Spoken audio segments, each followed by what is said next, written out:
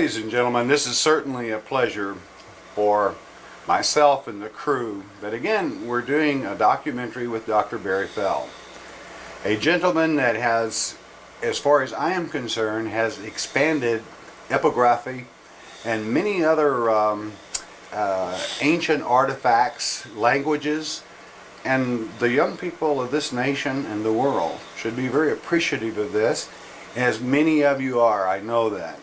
But it just is really a blessing to be able to have this knowledge available in Dr. Barry Fell of the Epigraphic Society. Dr. Fell, thank you for allowing us back again. It's a pleasure. We're looking forward to this. We appreciate your work so very, very much. Well, Arnold, we're very grateful to you and your crew too, because you're bringing our work to the attention of thousands of people who would never hear about it otherwise. Well, thank you. So, it is our pleasure. Thank you.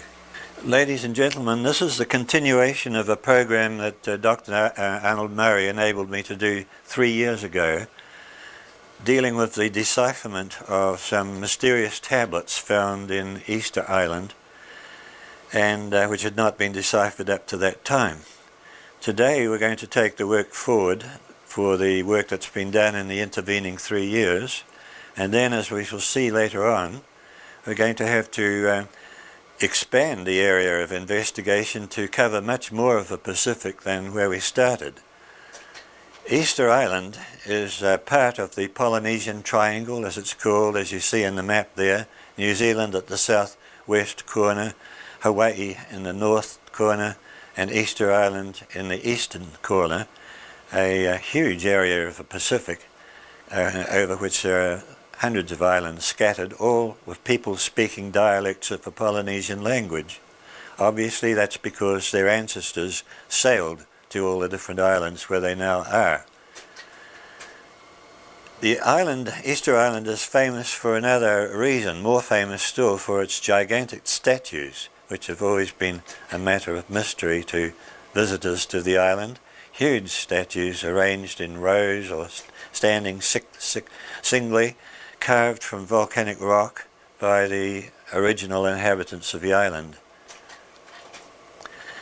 The tablets which carried the mysterious writing, some of them are illustrated there. The smaller ones in the picture are modern copies made by modern Eastern Islanders for sale to tourists, and they do not really read correctly because at the present time they don't know how to write their ancient language. The big one underneath is a reproduction of one of the original tablets, which is full of information of a most interesting type, recorded by their ancestors. The subject matter that I dealt with in my last talk was that same big tablet, which was the one where I was able to crack the code. I was able to do it because about 150 or 60 years ago, a treaty called the Treaty of Waitangi was signed in New Zealand by the Maoris with Queen Victoria, and the hundreds of Maori chieftains reigning over different parts of the islands signed their names. The missionaries wrote the name out in English script, and the Maoris often wrote their names in their own system. And it was possible to deduce by studying some of the signatures that what the Maoris were writing was pictures of objects which can be depicted in pictures, which sound something like their names. And if you say the names of the objects depicted, you then get sounds that are very similar to the name of the person concerned. Adapting that principle, I was able to apply it to the Easter Island tablets, and in my last broadcast on this subject, I dealt with the discovery of the islands by the expeditions led by King Hotu around about 800 AD in huge sea-going canoes like the ones you see in this picture, drawn by a brilliant German artist who worked in Polynesia a century ago, called Dittmer. Dittmer's picture here depicts the departure of great canoes on an exploring voyage. Such a voyage was carried out by King Hotu, who discovered the islands and settled them, Easter Island. The next tablet that I dealt with handled a widespread Polynesian myth about their folk hero Maui, who is supposed to have brought up land from the bottom of the sea by fishing. The fascinating thing is that these Maui myths were unknown from Easter Island, although they were found all over the Pacific. The one remarkable thing about Easter Island is that they seem to have no knowledge of their great folk hero Maui. So it was a real surprise to find him mentioned on the tablets. His most famous exploit was to go fishing with his brothers with a magic fish hook, and with it he was able to bring up a gigantic fish from the bottom of the sea, and he slew it, and then it became the island. Wherever the legend is being related, it's that island that he brought up. In New Zealand it was the North Island of New Zealand, and in the other islands it was always the island where the story is being related. The particular myth I'm talking about, the fishing up of the land from the bottom of the sea, is discussed in the largest of those tablets that you saw in the original picture a few frames ago. And this is what the actual writing looks like on the tablet, and that amount of it. And then there's the episode as depicted by Dittmer, who of course did not know what was on this tablet. He got it from verbal sources. Then 150 years ago, an Easter Island chieftain dictated to a bishop of French bishop of Polynesia what he said was on that tablet, and that's all written out there. Now, it doesn't make any sense at all. What he was doing was giving the names of each of the pictures in these, each of the pictograms in these hieroglyphic texts over here, which made no sense to the bishop or anybody else. And in the job that I have done, I had to identify how each line, each statement he made was similar to a statement that made sense. And so these couplets, these pairs of writings here, always the second line is the one giving the intended meaning, and then you end up with a translation.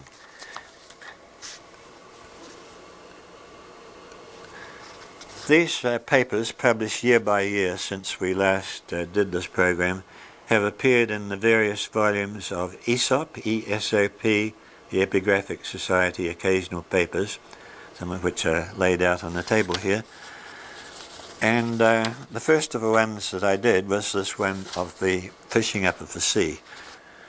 The next episode in the life of Maui that I found on that same tablet was his famous exploit of capturing the sun. In those far-off days when heroes lived and gods walked on the land, the sun was said to have speeded across the sky at any speed it happened to find convenient, very inconvenient for the human inhabitants below. So Maui took it upon himself to trap the sun at the point on the horizon where he rose, caught him with ropes, and tied him down, as is shown in this imaginative picture by Dittmer of the capture of the sun, and wounded him so severely that ever since he's only been able to move slowly across the sky. And that was the story of the regulating of the length of the days. The next legend I came across in the readings of the tablets dealt with how Maui brought fire to men. Through some accident, which the legend explains in detail on the tablet, all the fires went out one night and nobody was able to cook any food anymore. Everybody had to eat raw food, and they were very cold at night. So Maui once more came to the rescue by doing a dangerous journey up a mountain, and from there he leapt up into the sky and sailed his canoe across the Milky Way until he came to the land of fire, where he met his remote ancestor, the fire goddess, from whom he then, through various tricks, stole fire and brought it back to mankind. The legend is given in detail on the slide. I'm only giving you a summary of these things. And he had an adventurous trip back home as the goddess chased him, and he had to turn himself into a bird and escape that way. And there he is. There's the picture Ditmar drew of his ancestress, the fire goddess, who gave him one of her fingers flame, as you see there. He kept, by playing tricks, he kept throwing the finger away until she'd ended up by giving him every single one of her fingers. By this time she was furious, and that's when the great chase started across the sky. The next tablet I dealt with is one that they call in Easter Island Mamari, when it's supposed to be the name of the person who engraved it, but I really don't believe that. I think it's called Mamari for another reason. On this tablet I found the writing was arranged in quite a different way, and setting it out the way we would punctuate it on a European style of publication, it came out like that: a series of short phrases with the same part of a phrase repeated in every line. It turned out that these were spells to be cast by what in America would be called a medicine man. In the Polynesian areas is called a tohunga. In Easter Island and New Zealand, tohunga, or in Hawaii is called a kahuna, a medicine man who has magic powers. Here he is shown by Ditmar, such a medicine man is shown by Ditmar casting spells in front of an image of one of the Maori gods. Another job that the tohunga carried out was to make sure that the weather was good. He could cast spells to calm stormy seas, or produce a wind blowing in the required direction when a voyage was about to be undertaken, and so forth. Such the legends say. Now a surprise was looming up for us.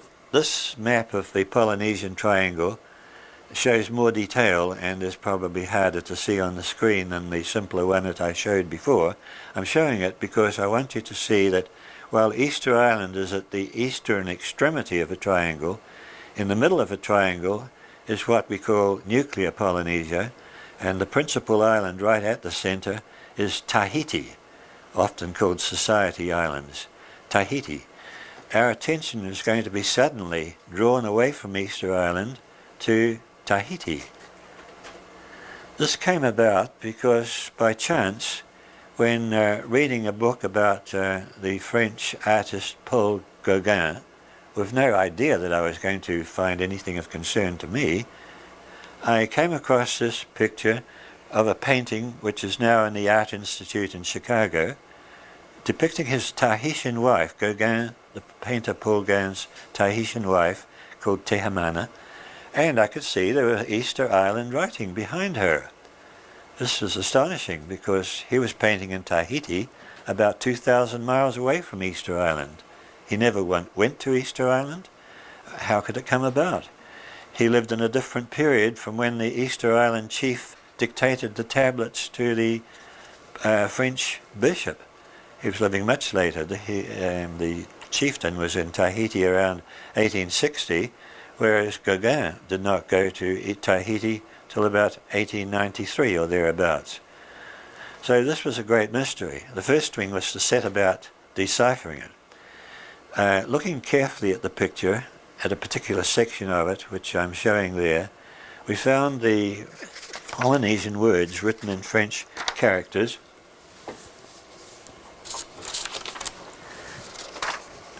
which read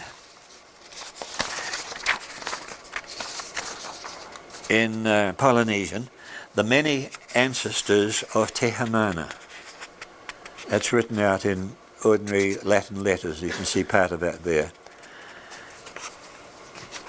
So my guess was there must have been some tablet or other in the possession of his wife Tehamana or her family, giving her ancestry as set out in the Easter Island writing above, in the upper part of the picture, and his wife must have told Paul Gauguin that that's what it said, so he wrote it down in Polynesian writing in ordinary European script, and then painted a copy of what I suppose would be the tablet inherited by his wife from her ancestors.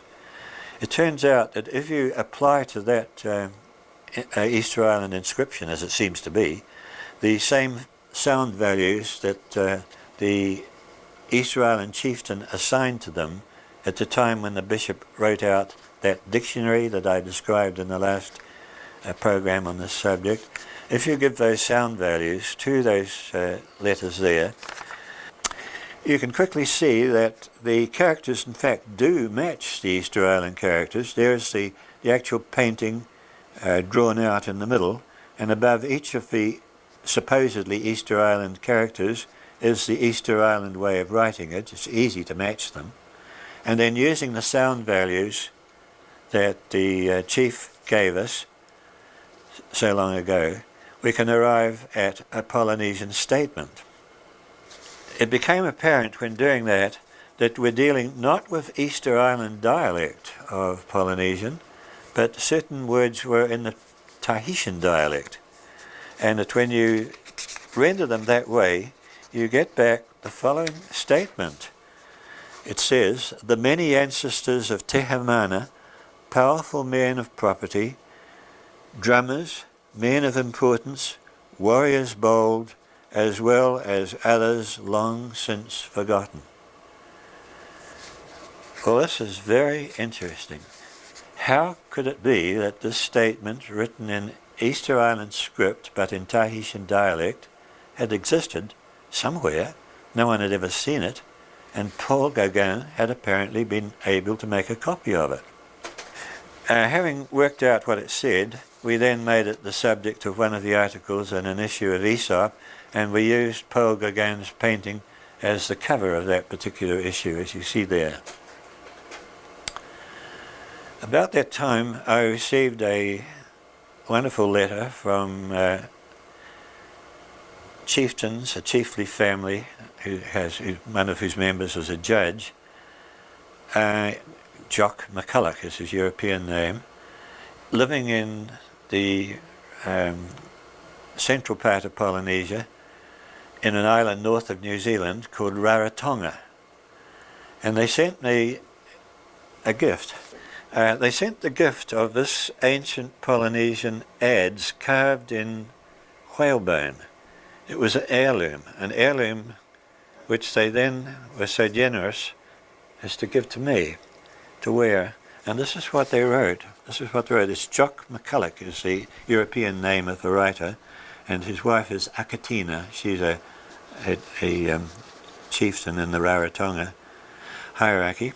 He says, "Enclosed is a whalebone pendant given by a family in New Zealand in appreciation for our compiling a whakapapa." A whakapapa is a family tree. A whakapapa for them. They did say that the toki was symbolic and referred to construction, not only of wood, but history, and all that pertained thereto. I feel that your Easter Island work has made you a tohunga. You have felled the tree of ignorance and surrounding truth, which is, and surrounding the Easter Island pictographic carvings. So we give you this token and a ueru, which is a chant to give you strength and determination.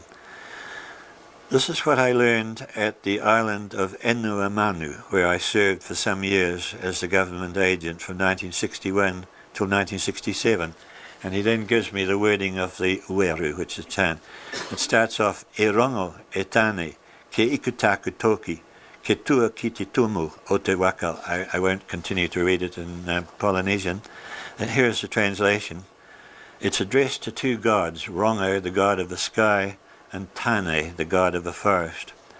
"O Rongo, O Tane, cradle in your arms my adze. Let the heart of the tree be separated. Let my adze allow the light to enter the heart of the tree. Let my adze cleave a groove in the center of the tree. Let my adze gaze into the center of the tree. Let the heart of a tree face apart, O Rongo, O Taku, O Tane. My adze is now asleep.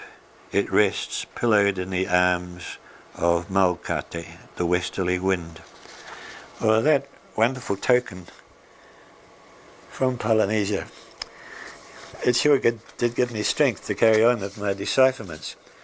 However, from some of the decipherments I had done, I realised that I'm no tohunga at all. I may be able to read some obscure material, but I can't do such things as raising a wind, raising a wind when it's required from a given direction, or causing the full moon to shine, or causing the moon to go behind a cloud if it's inconvenient, and so forth. So I'm only an apprentice as far as tohungas go. The ads that they sent me, those beautiful little ivory ads, came in a packet which almost symbolically, it seemed to me, carried 2 postage stamps, both of them to do with the early church in Polynesia. One on the right-hand side is a portrait of a Monsignor who was establishing the Catholic Church in Polynesia, and the one on the left, as you can see, depicts the crucifixion of Christ. It was issued by the Cook Islands, which is the group to which Rarotonga belongs. Like my letter came from Rarotonga, and was issued at the time at the Easter time, which is appropriate, of course. So there are not many places which show the crucifixion on their stamps. The next event in this unexpected series of events is that I received a letter from a colleague of mine in Texas, Professor George Carter, whom you see there, telling me that he had just come across, most unexpectedly, a picture of another work by Gauguin, not a painting, a carving this time. And he sent it to me, sent me the picture. It depicted the crucifixion of Christ with, again, what appeared to be Easter Island letters on either side. Now, he was the first person who had noticed that in this work of Gauguin. Known for so long, yet no one had detected that it had so-called Easter Island script on it. Well, Gauguin, of course, lived in Tahiti, so by this time I was prepared to expect it to be in the Tahitian dialect, which proved to be correct. Furthermore, it was reading the way European inscriptions are written. That is, say, it started at the top left and read right across to the right. Then you went to the second line down, beginning at the left, and read across to the right, and so on. So George Carter sent me the picture and invited me to see whether I could decipher it. My first comment on the telephone was, "Oh, I'll try to, but there won't be time to do it for this issue of Aesop. It'll be too difficult a job." And there I was totally mistaken. As soon as I started on it, I realized immediately it would be very simple to do.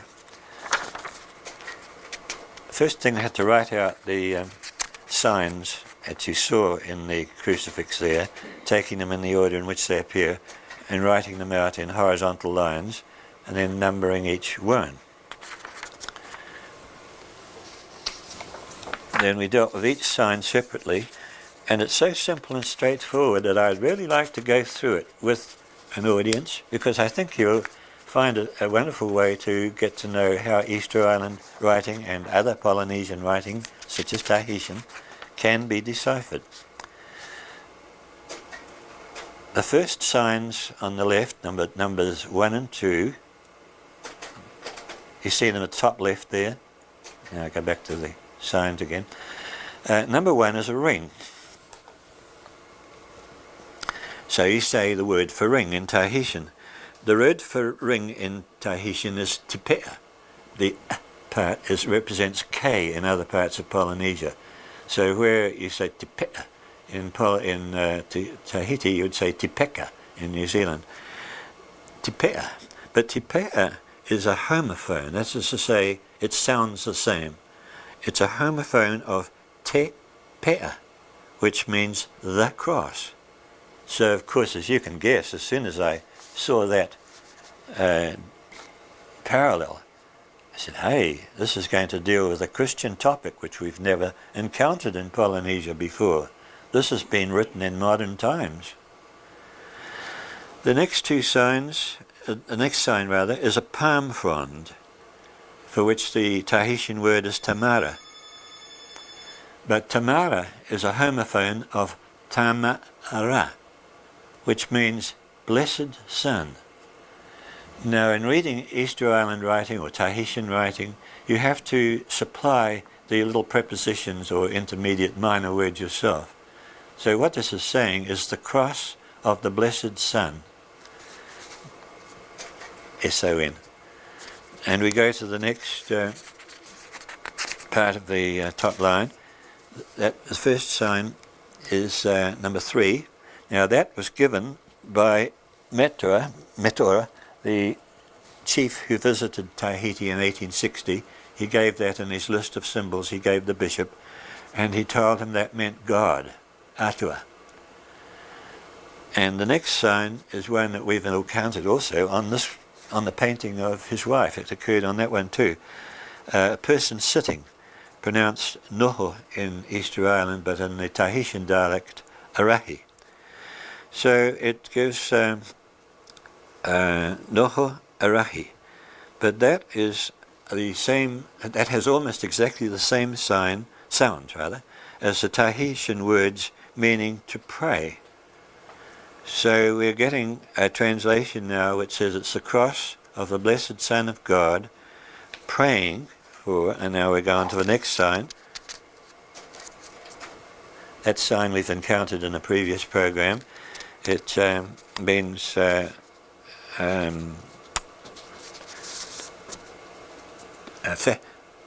me, where are we? Fetu. It means fetu. And when we encountered it in Easter Island, it was hetu, meaning a star. The Tahitian dialect is not hetu, but fetu. Fetu. So we read it as fetu. But fetu is a perfect, almost perfect, homophone, sounding the same, as thatu, which means our Lord. The next sign, oh, I'm sorry, I missed that one, I'll go back one. The next sign to it, number 6 on the screen, is a symbol for a dog. A dog in Easter Island is kuri. It's kuri in New Zealand too, but in Tahiti, where they drop the K, it becomes uri. Uri with a jerk in front of it. But that's a homophone of ura, meaning life, or salvation, or redemption.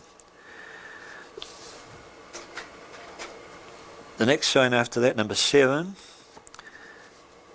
it's a stem or a stalk for which the Tahitian word is fa'a, and sign number 8 gives the Tahitian word ora with that sense. Signs 7 and 8 taken together yield the word fa'aora. But fa'aora, that's 2 words, but if you put them together to make one word, you get a new word, which means to forgive or forgiveness. Come to signs 9 and 10 now. The 9th sign is a bird, manu, same word in New Zealand and Easter Island. But it's also a homophone of mano, meaning many, or very many. Sign number 10, twisted, can be rendered as pio, pio in Tahitian, pico in New Zealand, pio in Tahitian. But pio has a second meaning, sins. Then we come to the next 2 signs, 11 and 12. These have to be taken together and yield a homophone which one says little chick and the other one is bud. But if you say those 2 words together, ti'a'o, you get another homophone which means of the world. So this last series we've been doing is Our Lord prays for our salvation and for the forgiveness of the countless sins of the world. Coming now to sign 13, tendrils, called nape, and 14, this is a flying bird, which the Easter Island chief told it to be pronounced rero timanu, flying, the bird is flying. These signs together give you nape reira, thus, and the pain or suffering. Thus, the suffering, and then the last signs, 15 and 16.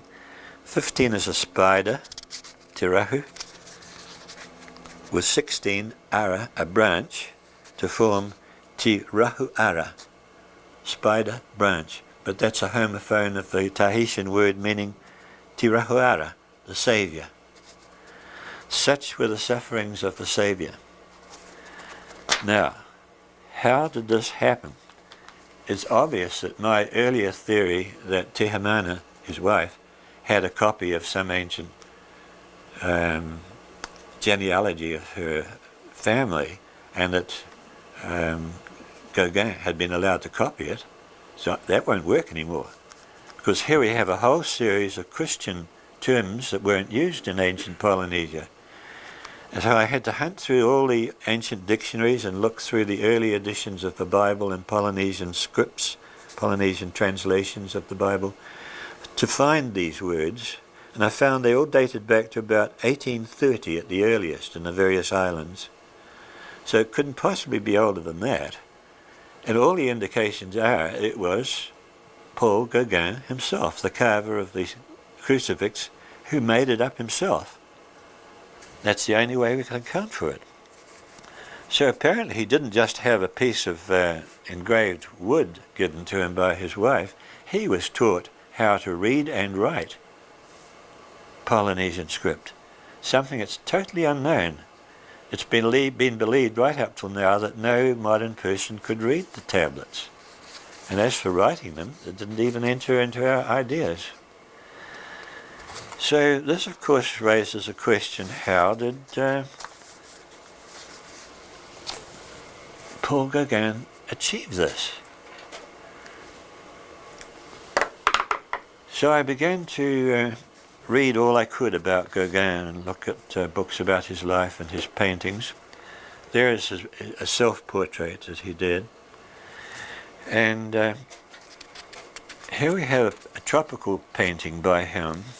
Now, what I had understood about him was that he grew up in France and later went to Tahiti and became interested in tropical scenes and Polynesian scenes then. It turns out my ideas were a bit wrong. He was born in France, of course, served his military training during the war with Germany, the Franco-Prussian War. Then he became a sailor, an able seaman, and made voyages to various parts of the world. One of his voyages in 1887 took him to the island of Martinique in the Caribbean and to Panama. And whilst there he did the earliest of his paintings that we know of tropical vegetation. This particular one. This is not Tahiti, this is either Martinique or Panama. Then he went back to France, and for the next 8 or 9 years, from about 1888 onwards, was painting pictures, many of them of French peasantry, especially in Brittany. Here are peasants harvesting, scenes in Brittany. Now, to my surprise, we encounter a crucifix once again. He painted an imaginary painting of the crucifixion occurring in Brittany. I can't get the whole picture into this one slide, so we move now to the next frame, which shows Breton peasants praying at the foot of the cross in Brittany. So we can detect from that Paul Gauguin had a strong religious sense and also a fantastic view of how religion might be viewed, set with this imaginary crucifixion in Brittany. Here's another scene in Brittany. Then all of a sudden he took upon himself to leave France, and in 1891 he made a voyage to Tahiti, leaving behind his family, most of whom had gone to Denmark by this time, travelling alone to Tahiti, where he embarked upon a whole new life, adopting a common law Tahitian wife who would not be legal under European systems, of course, but was perfectly legal in Tahiti.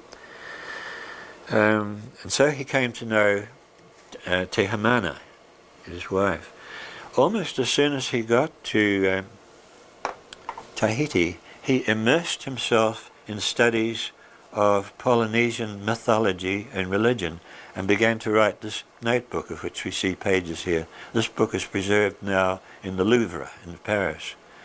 The page that's open on the left is dealing with the gods and the birth of the gods, as he has there. He's writing in French, and more of them there. So he soon became very well informed about Tahitian traditions. He painted many, many pictures of Tahitians, as if most of us are familiar with seeing at least some of them. But he also took out woodcuts. This one is interesting because it shows his signature in the form of a cartouche, PG, a cartouche on the upper left there, which matches the one we saw at the foot of the crucifix when we first became aware of that. And an unknown person made this drawing of Gauguin in the act of carving wood. He took up wood carving after he went to Tahiti. And here's an example of one of the carvings he made of a traditional Tahitian god. Here we are seeing him again, seeing his wife again, with the inscription which he had copied, as I supposed, from her archives, and which we now realize he very probably composed himself. How could that be? And the picture before, I obtained a copy of a book called Noa Noa, in which he gives an account of his life in Tahiti. Noa Noa means fragrance. He liked to call Tahiti island of fragrance. He gives an account there of his life with Te Hamana, who is obviously much more than just a wife. This passage occurs in Te Hamana and struck me as important. He says, "Through her," that's Te Hamana, "I enter into mysteries that have hitherto remained inaccessible to me. She leads me to a full understanding of her race. We talk of God and of gods. I instruct her, and she in turn instructs me." I believe that what we have to read into that is that, totally contrary to what we previously believed about Polynesian writing, it was much more widely distributed than we originally supposed, not confined only to Easter Island, but it existed in other forms, such as this Tahitian form with Tahitian dialect words, which was known to people living in Tahiti in the 1890s, and that one of those persons must have been his wife, Te Hamana, who instructed her husband into the mystery of Polynesian writing, very much as he himself says in Noa Noa, but also must have told him that he had to keep it secret. So he could not be explicit in that account he gave in Noa Noa as to just what these mysteries were that he'd learned. We now know from the materials he left behind that it must have been the Easter Island script, which he not only learned to read, but recognized it as having a Tahitian form and learned to write it. Te Hamana must now become a major figure in modern Polynesian history, a major link with the past, and through her talent and her learning ability and her ability to teach, she taught her husband to read the secrets of her race, and he produced evidences of such a character which delighted me, because they show clearly that the method I had derived for reading Easter Island script is correct, because it works exactly the same way with the Tahitian examples. So this was a great comfort to me. And the crucifixion of Christ has a strange resonance to it. It appears 3 times in the story from 3 different sources. Now, a few years ago, when I first learned to read Easter Island writing, it occurred to me that it might be possible to instruct the young people of Easter Island to read and write it if we could encourage the cooperation of the Catholic priest in that island, because it seemed to me he would be in charge of education. It's a very tiny island with very few people there. So one had to think very carefully how to go about this. You may remember from our previous program that I had had encouraging letters from the Native Council of Chiefs of Easter Island that they believed that this was the correct way to read their tablets. I thought that perhaps if I could find a way of interesting the priest on the island in the subject, he might use a sample of the script that I wrote to teach with. The question is, have I written it correctly? Is there anybody who could vet the sample that I attempted to produce? The whiteboard in this picture laid below the other ones are the old wooden boards. The whiteboard is a modern piece of wood on which I have drawn out characters composed in the same way as I see Gauguin composed his writing, by turning to religion, believing that through Christian religion we could get at the people who are very devout Christians in Easter Island. And so I made an attempt to write the Lord's Prayer in Easter Island script. And I did send it out to Rarotonga to ask if they would vet it, to see if they gave their approval to it.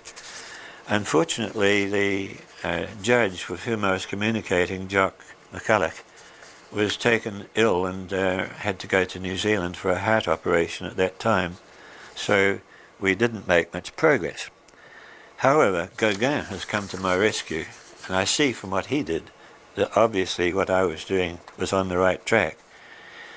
I wrote my tablet out in the traditional way, that's starting at the bottom right-hand corner and reading along to the left, and then you have to turn it right round through 180 degrees and go back again in the reverse direction. That's the traditional way of writing. Gauguin, you remember, just converted it to the modern European way of reading from left to right. I did it the old way. And starting at the lower right-hand corner and reading along, the signs I have read there are homophones intended to sound like Tomatu Matua, which is our Father, E Nohoana, who lives, Kitirangi, in the sky, Kia tapu tua ingoa, may it be hallowed your name, and so on. I won't go through the whole Lord's Prayer. Well, after seeing what Gauguin did, I no longer feel bashful about disclosing that piece of my own attempt at writing Easter Island writing. I don't believe it's too bad. So this is the first occasion in which I've been able to give it a public airing. Dr. Phil, what an exciting find, and how thankful we are for you giving us a double witness, if you would, to the Easter Island tablets. And that is, I think it is a monumental find in causing us to open our minds to the travels and migrations of various people. I see a very interesting tool here. Could you explain to us what this is? Yes, I learned from the records made by the early visitors to Easter Island that the Easter Islanders at that time, I'm talking about 150 years ago, still remembered how their tablets were written, even though they no longer wrote them themselves. They said that the scribe, who had to be a tohunga, a priest, had to have a shark's tooth embedded in the tip of a piece of wood, and he engraved by cutting away. Shark's teeth are very sharp and very hard, cutting away and producing the grooves that way. This is one example of several such tools I made myself. Wow, that is exciting. And thanks for sharing this with us, and what a honor, and well deserved by you, sir. And I think that is, I can see how you would treasure this, certainly, because of the work you have done in the Pacific areas and so forth. And I know from the people there how much they appreciate you also. And because this gives us a full circle, in a sense, that many might say, well, those were natives in the South Pacific or in the Pacific. And here we have many thoughts that we even carry in modern day written in that alphabet. So I think that is interesting. I would like also to say, and to take advantage of this opportunity, to say this is Aesop. This is a book put out by the Epigraphic Society, and you see in this the very picture that has to do with this subject. This particular issue of Aesop has 336 pages. If you want to be informed, my friends, and help preserve some of the ancient history, cultures, and the heritage of various people in both this hemisphere, the Pacific and other places, Europe, the migrations, the travels of people, I certainly recommend that you contact the Epigraphic Society, of whom Dr. Fell founded. And what a work it is. I don't know how many back issues, but it is published a couple of 3 issues a year, isn't it? No, only one a year now. Only one a year. So it's an annual, and we're up to volume 22 now. Volume 22. But what a vast amount of information. You're not going to find anywhere else much of this information. And so I highly want to recommend that many of you subscribe to Aesop, because you're going to receive an education that you're not going to find anywhere else. It is the fact in my travels that Dr. Fell is not a loose cannon on the deck by any means. He double documents everything to the point that truth is truth, and truth will always stand on its own. So I want to take this advantage of this opportunity because of this wonderful talk, and I hope you can grasp the importance of a second witness to the translation of the Easter Island tablets. And certainly, Barry, I know you must be very proud, and I, for one, want to thank you for your efforts in that. It's a pleasure. We're grateful to you for your cooperation. What a find. May I add one thing to what you were saying about Aesop? Many people can't afford the price, $32.50 it costs us to produce each volume. But what would be helpful if people are able to advise local libraries on what they could buy, if local libraries could subscribe. That is one way in which it could be distributed more widely. We do send it to about 200 libraries now. 80 of those are in overseas countries, and the remainder are mostly museums or university libraries in North America and Canada. But many more libraries could very well do with this volume if they had the funds to spend $32.50 a year on it, or if they really want it, we would donate it to them. Well, and I know there are many of you out there that can afford to purchase one of these for your library. Read it yourself and then pass it on. I would say this, I know many of you are serious students, and once you have it, you're not going to pass it on, but consider, that's a good lay work, is buying one for yourself and one for your local library, where the young people that study there can have this rich heritage. And I'll tell you, with the ancient writings being protected slack as they are at this time, which by that I mean so many people in ignorance desecrate ancient writings of one form or the other. And if a young person is educated in the value in history and love and just mankind, the fact that mankind left a message that is really important, then this in itself will help preserve the heritage of not only the Americas, but Europe itself and the Pacific. And so you may contact the Society with the address that will be on the screen at the end of this documentary. Here is the current volume, Dr. Murray, in which for the first time we have been able to encourage young people directly. These are 2 students in Wyoming who prepared an exhibit for their archaeological competition this past year. So a very good exhibit illustrating the principles of the work we're doing, and it came to the notice of the governor of Wyoming, and to our notice the teacher drew our attention to it, and we were able to have the pleasure of awarding medals to the two young people who did this. This is the first time it's happened, and we're hoping that other schools will encourage their students to do it too, and if they do, we'll be happy to keep medals being awarded each year. Well, that is fascinating. It certainly is. Here you have the two young people and receiving the award and their display, rather. What the governor wrote was really encouraging to us. May I read it to you? Or Surely, would please you? do. Would Please you do. care? All right. After it was over, Governor Mike Sullivan of Wyoming wrote to each of the two boys as follows: "I'm not sure that I've ever written to an epigrapher before, but it is a memorable occasion, particularly when my objective is to congratulate you for the medal you were awarded for the extensive work you did to create pre-Columbian messages to America. You should take pride in achieving such a success, and particularly in being so strongly endorsed by Dr. Fell.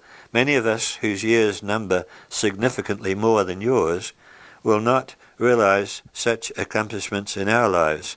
Congratulations. With best wishes, I am very truly yours, Mike Sullivan, Governor." That's really wonderful. We That's were so wonderful. grateful to the governor for sponsoring us like that. This last issue, or the issue that's coming out right now, is on Kamakaco, and you're familiar with that. Dr. Fell did a 1-hour documentary on Kamakaco, and so I'm sure that would be a good one to start. Well, I think that's fascinating, Dr. Fell, that the young people, and I've noticed young people becoming interested and in epigraphics, in the history of our nation, the land, and I certainly, for one, want to thank you, because I think at the prime root of all this, we see your work blending out and moving out into the country. And I know that it started in part with your great work, which unfortunately is no longer published, Bronze Age America. That was a fantastic work, and of course you have America BC that covers much of that ground that is in print today. We are looking for another edition of Bronze Age America. A German edition is in preparation now. Well, that's wonderful. It will be great if it comes. If we do, I certainly want to recommend it to our viewers, because I fortunately have 2 copies of it in my library, and I'm very proud of it. One of the interesting things that happened this past year, or past 2 years, was the discovery, as we all remember, of the so-called Iceman in the Alps in northern Italy. He had what they first thought was a bronze adze in his possession, and he was assigned to the Bronze Age. But later on, when more careful investigations were made, it was found that the adze is copper, not bronze. So he was then reassigned to the Copper Age, which made him by far the oldest known human remains ever identified in a mummified form. But what struck us over here is that the adzes that we find made by the people who were trading with King Woden Lithi at that site in Ontario, they were copper too. And not only were they copper adzes, but they were the same identical shape. Many of our viewers will have seen the excellent article in the National Geographic magazine in which the Iceman himself was depicted and his possessions, one of which included a very beautifully shaped copper adze. Here is the identical twin brother of that adze, but this one was found in Michigan in a association with objects indicating it's about 3,000 or 4,000 years old. It was made by the Indians, the Algonquin Indians of northern Michigan at that time. About 1,000 other copper objects have been found in the general vicinity of the site in Ontario where King Waidenluthi was trading, and we think that the ultimate source of the copper he was using was the Michigan copper, which is native copper, that is to say, copper in metallic form, not in a salt of copper, metallic form that the Indians could mine, and they could hammer it into this shape, which for all the world is the same thing that the Iceman in Europe had. Wow, isn't that something? Beautiful Just piece of work, precious. isn't it? It is a beautiful piece of work. Very definitely. Well, we find out that ingenuity has been with man for many, many years. And thank you so much for sharing this with A pleasure. And again, it has been an extreme pleasure, and especially how exciting. Well, I'm really excited about the second witness to this alphabet. Yes. Thank you so much for having us, and we just wish the best to you and your lovely missus, and we always enjoy so much doing this documentary with you. And thank you for all the good work that you have accomplished. I know that good works always have a little bit of pain with them, but what most people have derived from it in a very strong plus in knowledge, which is, and truth, it's what we seek. Then I want to thank you for having us again. You're very gracious, Dr. Murray. It's always a pleasure to us to have you here with your team.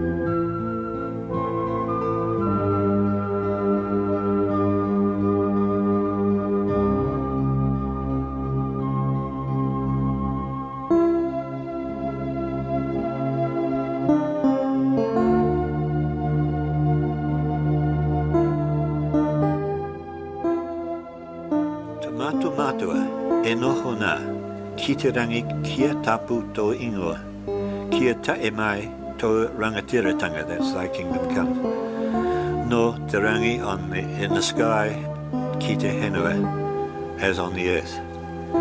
Kia mea tia tau e pai e ki te henua. Homai mai a matu mane he kai mā matu.